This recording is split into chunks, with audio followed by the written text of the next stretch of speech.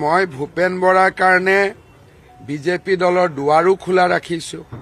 আৰু বিজেপি দলৰ পৰা ভূপেন বৰা ডাঙৰীয়াক বিধায়ক কৰাৰো আমি চেষ্টা কৰিম কাৰণ সৰ্বসাধাৰণ পৰিয়ালৰ সন্তানক কংগ্ৰেছে স্বীকৃতি নিদিয়ে মুক্ত অসমৰ বিজেপিয়ে মুখ্যমন্ত্ৰী পাতিছে গতিকে আমি সদায় ব্লু ব্লাডৰ যিটো ৰাজনীতি তাৰ আমি বিপৰীত পক্ষত থাকো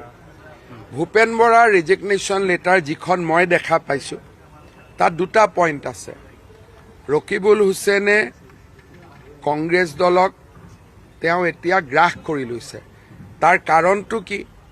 অহাবাৰ গৌৰৱ গগৈয়ে যোৰহাটত ইলেকশ্যন নেখেলে তেওঁ অহাবাৰ নগাঁও লোকসভাত ইলেকশ্যন খেলিব গতিকে ৰকিবুল হুছেইনক লাগিব সেইকাৰণে যোৱা কেইদিনমানৰ পৰা আপোনালোকে দেখিব